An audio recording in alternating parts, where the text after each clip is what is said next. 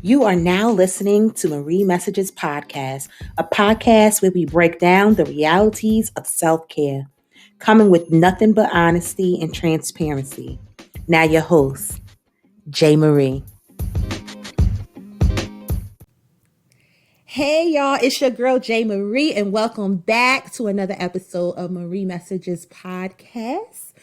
Today, we have a special guest by the name of Zahirah Sabir. Hey, Z. Hey.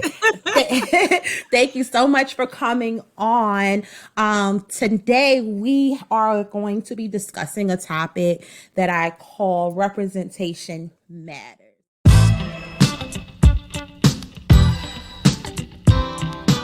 Now, before we dive into the subject, I want to give Zahirah the opportunity to introduce herself to the listeners, let everyone know who you are, where you from, and all that good stuff. Got it. First of all, thank you so much for having me. I appreciate it. I've been looking forward to this conversation and being a guest on Marie. So I appreciate that. So background. So I am originally from Brooklyn, New York, born and raised, moved to New Jersey when I was in middle school. I come from a really, really big family. My mother is from Jamaica and my father is from California. Somehow they met in Brooklyn. Don't ask me how, but they happened. I'm the last of 8 children. Wow. Yeah, I was completely by mistake, but I always feel the best things happen by accident. So I'm a good walking, talking accident. But fast forward, went to school here, went to college here, started working immediately while I was in college for the state legislature. Learned a lot there. If you want to talk about representation, that's a huge field where we definitely need to have some seats at the table, but that's another story. After that, I started working in local county government for the Department of Human Services. I was the community outreach coordinator for Burlington County. Then I moved on to Roman College of Burlington County, where I handled strategic partnership for our workforce development system. I also chaired our African American Cultural Committee, which was a handful in itself. As you know, as one of my members. Right now, I still work for Burlington County, but I'm also a JD candidate at Rutgers Law. So I am finishing up my first year of law school. Thank you, Jesus. Woo-woo. So, I just, on several different journeys right now, and I'm really just loving it and enjoying it. So, that's a little bit about me. That is awesome. You doing a lot, girl. You doing a lot. But let's plug it in real quick. Are you a millennial? I am. I'm 33. Hey, I'll be 34 in a yes. couple months, but I made it. Yes, we got another millennial on the line making big moves, making $1 in a difference. Absolutely. Trying. Right. You doing it, girl. You doing it. Definitely doing it. All right, Zahirah. So I think we need to jump into this topic. So Okay. when you think of representation matters, what immediately comes to mind for you? Well, in all honesty, what comes to mind is you and I, right? We're both 2 young Black women, right, in the workforce, in life. And I don't know about you, but, I grew up not necessarily seeing myself in spaces. But I am thankful, I mentioned my big family. I'm very thankful for that. I'm also thankful that nobody ever limited us. We're never limited in what we thought we could do, what we were going to accomplish, any of those things. So my grandmother actually lived in Harlem. And she is like a force there. Like if anybody, I actually heard her name mentioned when I worked in the state legislature at a table one day. Wow. The Speaker of the House, her chief of staff, I happened to be talking about my grandmother for some reason. And he was like, Miss Sims? I was like, yeah. He was like, how you know her? I said, that's my grandmother. But she was like a force in Harlem. Like she led the way to, there was a park called Mount Morris Park. And she actually was a member of Mount Morris Church. And she like got the town to change the name to Marcus Garvey Park. Like, so she's been like a crusader from the very beginning. Wow. Had us wearing like African garb before that was a thing. And, learning about our history. Girl, we had to put on the Kwanzaa play every year. Have to learn the Sounds principles, but all of those things made me so proud of my uniqueness and my blackness, and being a woman and seeing her be a leader. So she immediately, nobody in my family tried to tell her she couldn't be a leader because she's a woman. And she was born in what, the 20s. So wow. that's for her to have that fire in her, it was amazing. And she's spread that fire with all of us. Like, we're all, in education, we're in this because we care about our community. So when I hear representation matters, that's what I hear. I hear voices. I hear being able to communicate our needs, and be able to be a face. And that's representation to me. When you go into some place and you see yourself there, that matters. Kids in classrooms seeing themselves in front of the classroom teaching, that matters. Seeing themselves in the principal's office as the principal and not the kid getting in trouble, that matters. So, to me, that's what I think of when I hear representation matters. That is awesome. That you and you come from some good stock, girl. You definitely do. We all They, do, really. we really do. We really do. And we really actually go and look into our history and look, into our ancestors and previous people, our grandparents, great grandparents, and go beyond that. It's Absolutely. amazing how much information you can find and how much of an impact the people before us has made. So it's definitely a that is amazing. That is a great thing. So you and I know each other because we both worked at Rowan College at Burlington County, Hmm. and we also was both on the cultural committee, the African Absolutely. American Cultural Committee, and I was working underneath you, and you were No, we were a so team. so influential, which is one of the reasons why I asked you to come on in regards to this topic. You were so passionate, and I've never met someone who I knew just from looking at you. You can tell you're a millennial because you don't look old. But and you know what? It's really hard to see that because we know black don't crack. It be people you Hmm. think that's like in their 30s and they really like 78, but they like Absolutely. 78. but Absolutely. um but I immediately saw that when it pertained to you, and I'm like, wow, like you really really really inspired me. Oh my I don't God. know if I ever told you that or not, but That's you really awesome. did. I'm I like, had a great wow. team. Yeah, I'm like, I had a great team. wow. And you were passionate and you fought all the time. And I'm like, you know what? Okay. And you did it in such a professional and graceful way. And I feel like that's the way we need to represent ourselves. Mm. And it actually allowed me to put, I already had a little battery in my back, but it kind of, you tweaked it a little bit. I'm gonna be honest, you tweaked it. It's just a little different. You might have to ask my teammates because they don't mess with me no more because I'm a little. They know A I'm gonna little say different it. now, I'm a right? little different.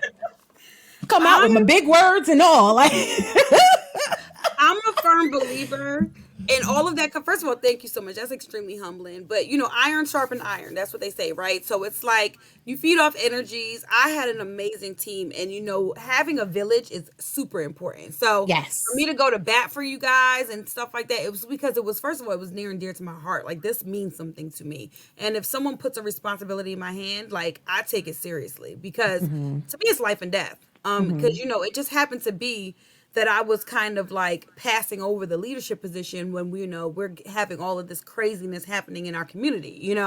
So I had to fight for a responsible statement, during Juneteenth, and a responsible statement in response to all of those things because it's important. Because representation does matter. So, but I also come from the school of understanding that I belong everywhere I'm at. I belong there, and everyone belongs and has a space wherever they are. And so for anyone to try to make you feel like you don't belong, I have a problem with that. And that's kind of like where the fighter in me comes out, because it's like that's we're all God's children. Like, I'm a believer in God. I believe he sets my footsteps for me, and I listen to him. And all of us have space here on this planet. So for anyone to make you feel like you're less than, or you don't belong, or the things and your stories and your culture and all those things don't matter, it's not okay with me. So I fight for my culture to be represented. I fight for other people's cultures to be represented because it's important. Like, people really need that people don't understand the importance of seeing things in people that look like you, or just hearing that it's okay that you believe that. It's okay that you're Muslim. It's okay that you're this. It's okay that you're that. Like, we're all different, and it's that tapestry that makes the world go round. So when you start trying to take pieces off the quilt, that's a problem for me. And I ran into all kind of stuff, dealing with that because people weren't used to it, Yeah.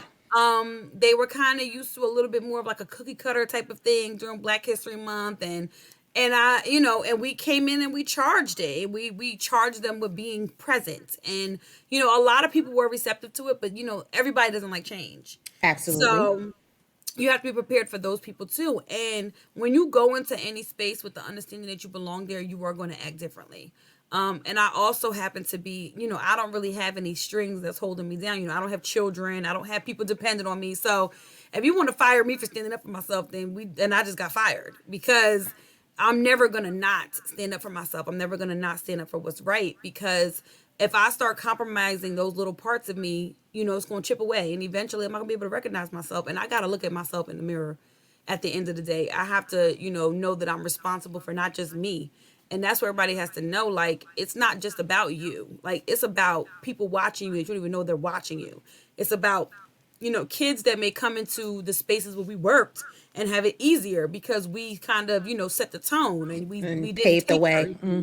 Yeah, so that was incredibly important to me. So I took that responsibility to heart, and it really meant something to me. And I didn't mind, spending money out of my pocket. I didn't mind, working Saturdays and Sundays and evenings and all that kind of stuff. But it was important to me. So it's kind of where I came from with that.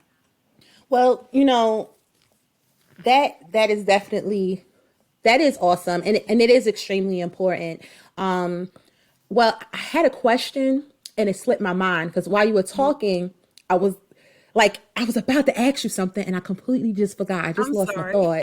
No, it's okay. I really just lost my thought, and I had a good one too. I had y'all listeners. It'll come back because I had it. I was like, oh yeah, I was about to jump in, but I didn't want to cut you off because it was getting good. But I had a good question to follow up, and I just lost it. Oh my gosh, I cannot believe that. It'll come back. I'm definitely sure because you said something, and it really struck a chord for me. We belong wherever we're at. Yes, we do. We do belong wherever we are. And it is extremely important. And I've had conversations with some peers in the past. When I had different company, my company has shifted a lot over the years, and I know that comes with the growth within me. But I've had I don't want to work there. I'll be the only Black person or that type of talk. And I never understood that because before even working at Rowan, I was always the only Black person. I was always the only Black person in the office.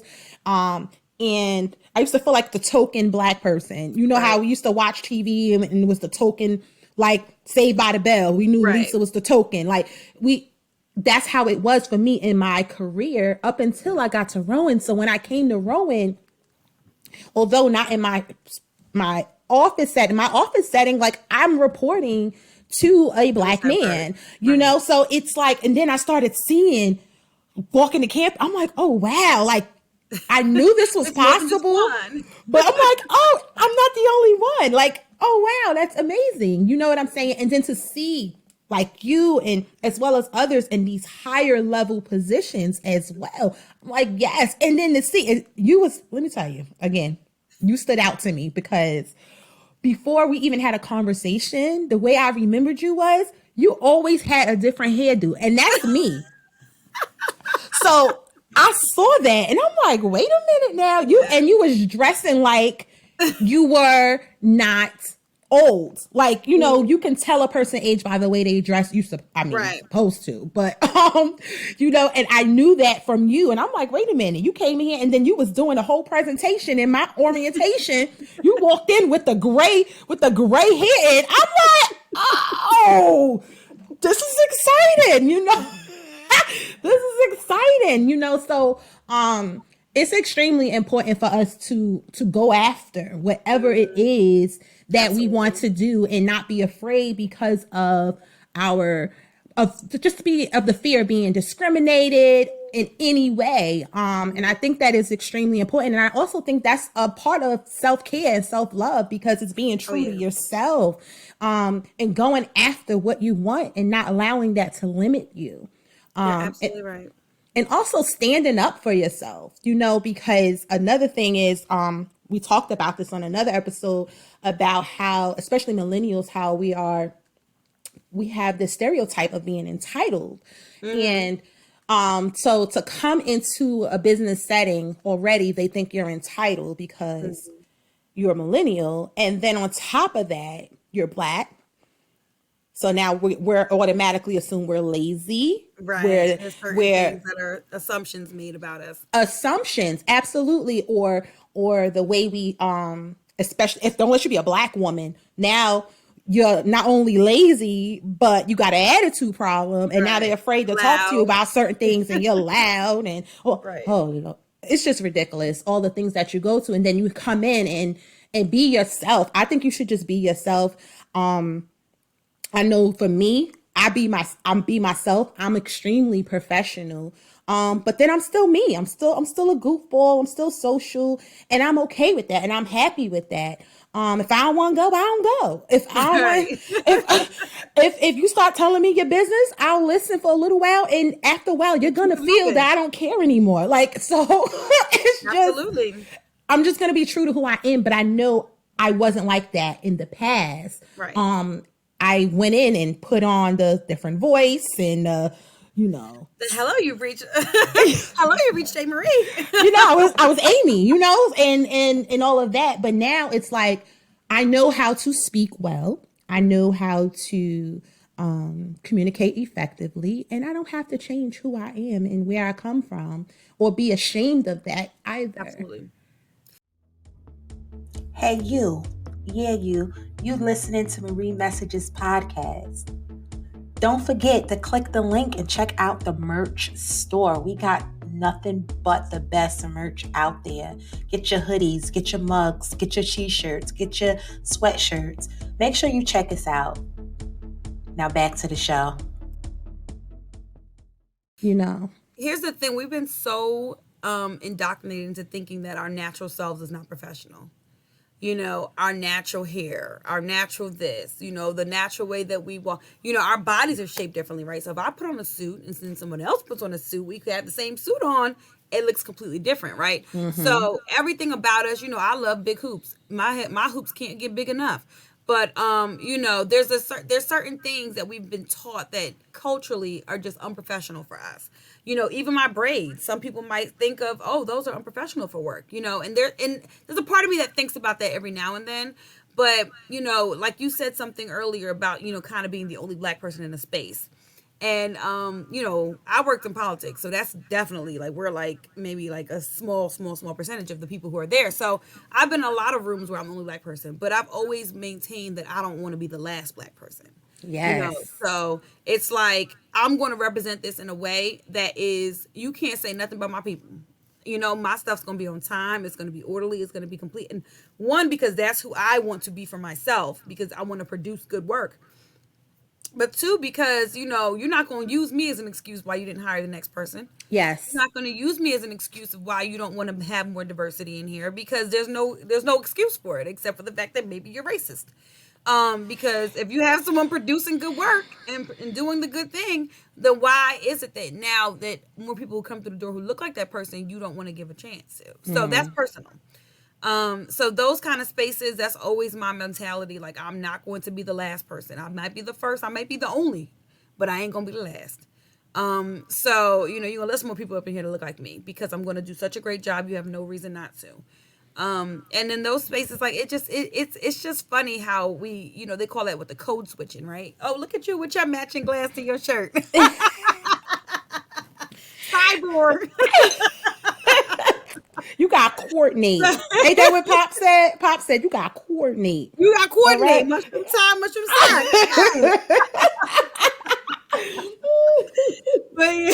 But you're we shouldn't have to code switch. You know what I'm saying? We shouldn't have to pick up the phone and be, Becky Sue all of a sudden. But I think when we realize that we are enough, that we have all the things, there's everyone has to have a certain level of professionalism. It just is what it is. Is yes. Unfortunately, we don't dictate what that is. So, there's some, conforming that everyone kind of has to do, right? There's people who have tattoos and they have to wear something that covers them up. Like, it's just a reality of life. But to have to conform like who you are at the soul of you is not okay. And there's a part of you that dies every time you walk into a space where you got to change the core of who you are.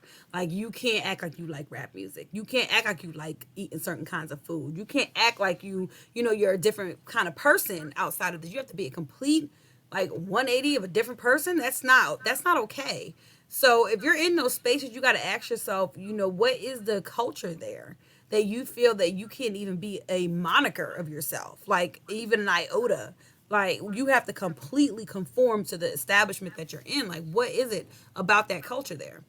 And maybe that's something you need to challenge. Instead of changing yourself, change your environment.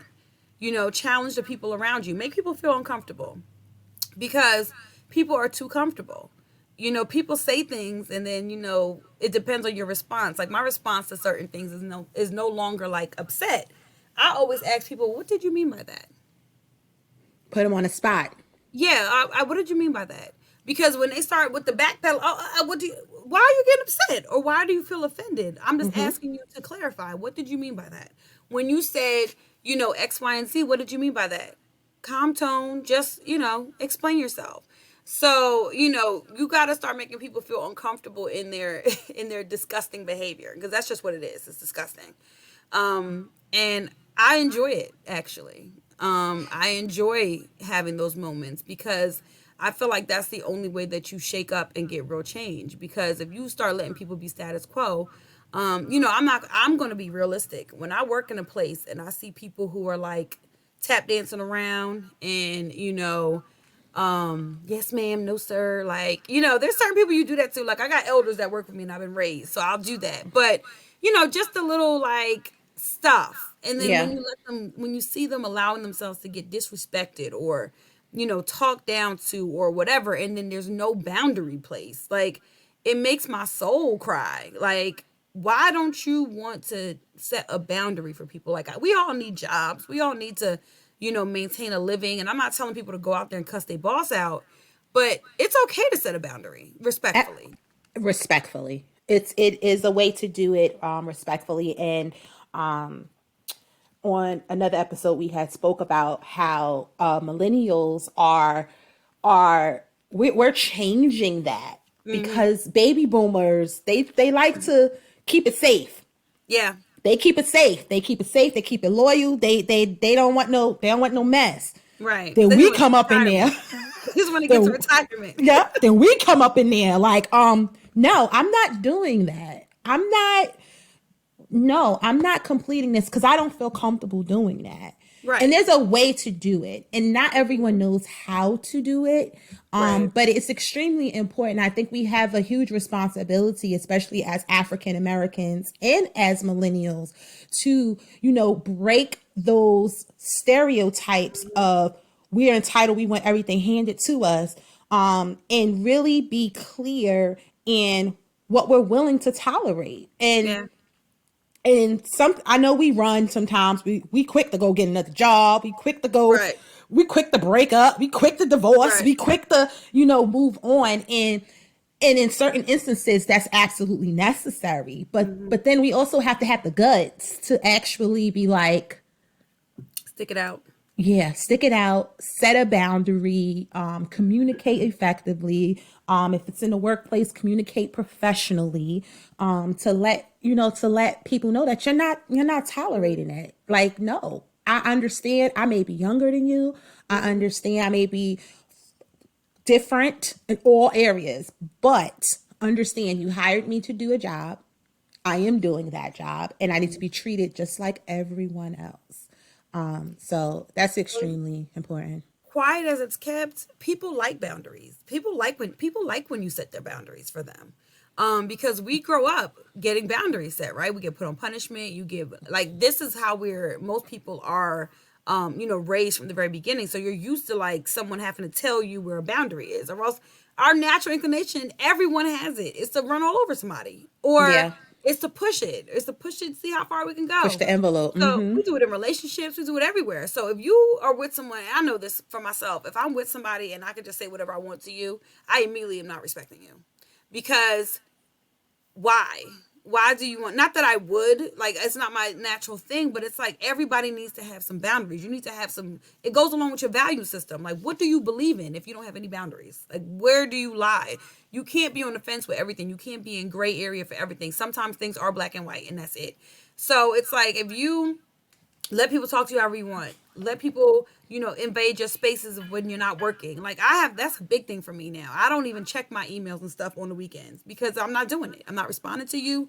This is now outside of my work hours, and I am no longer allowing you to be able to invest into my personal time. Like, no, you can't infiltrate. Sorry. So, those boundaries are important. And I found myself, not everybody necessarily likes me, but I have to Mm-hmm. say they respect me. When I start speaking, for the most part, people listen, even if they don't care or if they don't. It don't matter to me if it's deep in your heart and you believe it, as long as you do it. As long as Mm-hmm. you're respectful, and I'm gonna be respectful of you. You're gonna get the same exact thing in return. But every now and then you have those line crossers, and you just got to put up a firm boundary and let them know, like, I'm not playing with you. Like, you're not going to talk to me like you're crazy. I was giving somebody an evaluation one time, and like you say, being young, it's a natural inclination not to respect you. And she started yelling.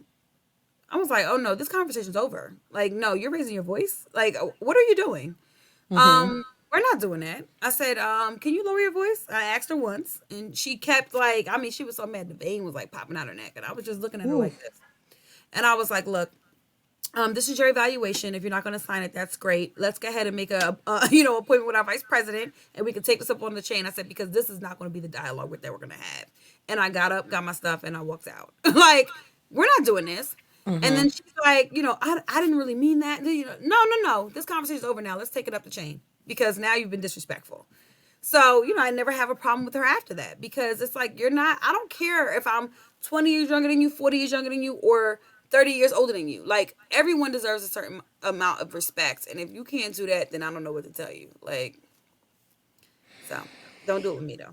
I know that's right. I know that's right. Well, last year we had a crazy year with the pandemic Absolutely. and all the injustices that have been happening, but it's been magnified. Still I happening. and still is happening, and I feel like it has affected us in a way that is now being people are paying attention now, I guess you can say. Mm-hmm. So when it comes to the injustices, I don't necessarily want to dive into the injustices because we know what they are. We talk about it all the time. We Mm-hmm. hear about it. We read about it. So I don't necessarily want to dive into that, but I want to Right. dive into the effects from it. So, seeing this, I know for me, it was a lot to watch on television, and it was a lot of emotion, a lot of things from anger and frustration and sadness, and like, oh my gosh, like this could have been my brother, this could have Right. been, this could have been my sister, and and then to see the outcome of these things that happen, it just makes you angry all over again. Mm-hmm. So what would you tell my listeners, especially since you have a background of being one of those people that's so vocal and passionate and about us as a people, what would you tell the listeners, or give advice to the listeners about how to handle those emotions in regards to the injustices? Mm-hmm. First of all, I would first tell people that it's okay. It's okay to have those emotions, because oftentimes we are not allowed to feel. Like, it's okay to be in your feels for a second about it. It's okay to be angry. It's okay to cry. It's okay to, not know what to do. It's okay Mm-hmm. to, be sad. It's okay to, we all losing a little sleep. We're all doing all those things. So first and foremost, I just want to let them know that it's okay. Um, you don't have to be okay. That whole statement that's going around, it's okay not to be okay. It's true. Like, you have to really be okay with knowing that this isn't right. It's okay to be uncomfortable with something that is wrong.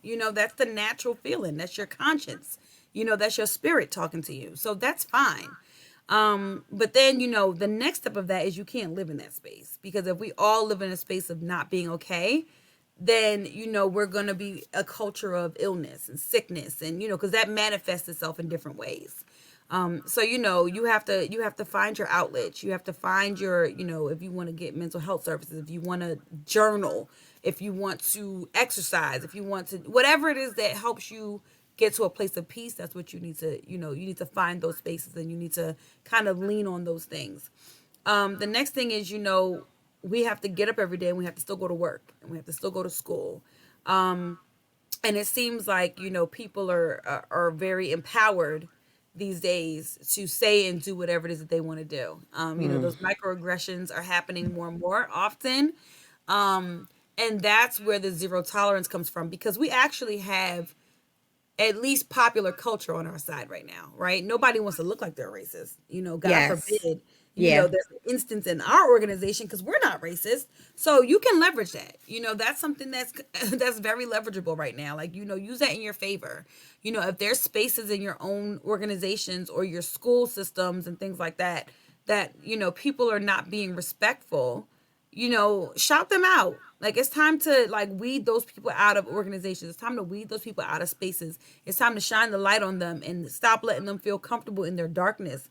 Being able to hide behind smart comments or hide behind keyboards or no, like, weed those people out and let them know. And then, set a boundary with them. We shouldn't have to go into spaces and be made to feel uncomfortable. Comfortable, yeah. You're hired to do a job. That's what people are supposed to be doing there. So if people are not doing that, that's something that needs to be addressed and addressed appropriately. And I also, as you're doing that, I'm a big person who is in favor of documentation, because if it ain't writing or video, it ain't happen.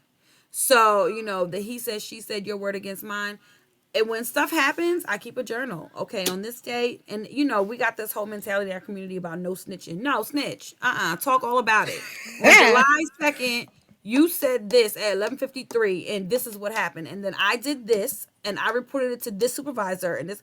Act like you're talking to customer service. When you're trying to call about something. Yeah, yeah. Mary at 3, and she told me that it's gonna be taken. Be like that. Be transparent. Be diligent in it. And stand in your truth. Like, you do not have to sit there and take, we all got civil liberties. You do not have to sit there and take anything.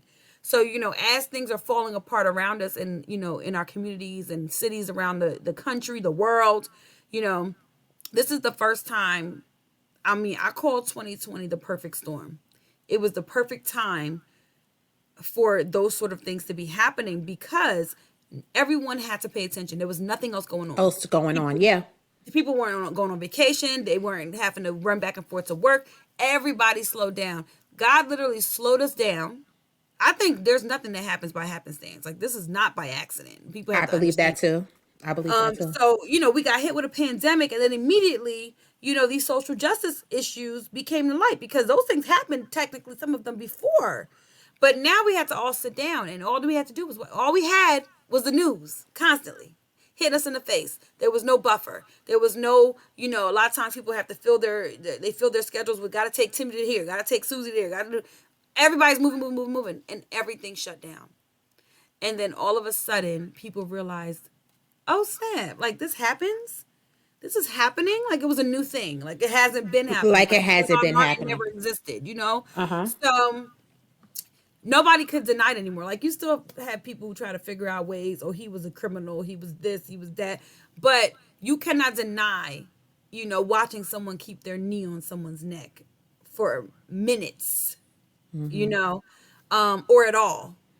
So when it's in your face and it's on repeat and you have nothing else going on to distract you from it, to hide behind, you got to recognize it. So now we're in a place of what we're going to do with that. And that's our responsibility. That's where we have to step in. And, as much as we're going through it and as much as it's okay to feel it and know that it exists, because all of us in some way have been living with this all of our lives. Like, this is not new for us. But we have to kind of take advantage of the fact that people are paying attention. Okay, you paying attention, this is how you can change it. Even if you're just changing it for optics and the way it looks, it doesn't matter. It's still a change. I want it. So that's it. Wow. Just listening to you and hearing and being reminded yet again, it triggers me like literally, like I have goosebumps because it's just so much disappointing of how it's still happening, so it's just so sickening. But we have to, as a people, continue to represent ourselves accordingly. And that was the whole purpose of this episode. I know, I think that if anyone who's listening to the sound of my voice is really feeling like they can't get through those emotions, therapy is it. Therapy will help you. And if you cannot get a therapist, or if you don't know how to go about getting a therapist, please do not hesitate to DM the show. We'll definitely help you out with that, with some resources that are available. But we have to take care of ourselves, and we have to take care of each other. And that was the whole purpose of this conversation. So Zahirah, I want to thank you so much for coming on. Thank you so much for coming on. And before we go, I always ask my guests if they got anything going on they want to let my listeners know, and I'll make sure that it is in the description so you guys can check it out. So, what you got going on? Well, I also have a podcast, girl. I'm guessing that's what you're talking about, right? Yes. Me and my two girlfriends, we have a podcast called Sisters. We're B&Z. So your listeners can check us out at B&Z Sisters on Instagram. We are also on this podcast journey that you're on, so I know what it takes. So I appreciate you, taking the time to have a conversation with me. So that's kind of what I got going on besides just being in school right now. And just a little tidbit to your listeners. I'm in law school for this very topic, like representation matters. I'm like what they used to say to old folks, fly in the ointment. Like when I'm in my class space, there's not a lot of people that look like me, and even less males. So, you got to start thinking about those spaces of, we need to know our rights. We need to know our legal, outlets and things that we can do to protect ourselves. You said therapy. We need therapists that look like us, that understand our community. So, that's kind of like my last charge to your listeners, to remember that representation doesn't just matter as far as life is concerned. It matters in those spaces that we don't really exist in the way that we should be 13% of every single occupation, because we're 13% of this population. So get into those spaces that we don't, doctors, all those kind of things, like primary care physicians. Stop having our women, dying in labor and stuff like that, So that's kind of like my last soapbox. Listen to us on Sisters. And, you'll be on there as well. We will be trading out this. Trading out. That's my invitation. Oh, thank you for that invitation on the spot. You heard it here. I am so humbled, and thank you so much for, inviting me on to discuss this. As you know, this is my passion. So yes. I appreciate it. I really do. I appreciate you, and thank you so much for coming on. And everyone, we will catch you next week for another episode of Marie Messages Podcast. Smooches. Hey.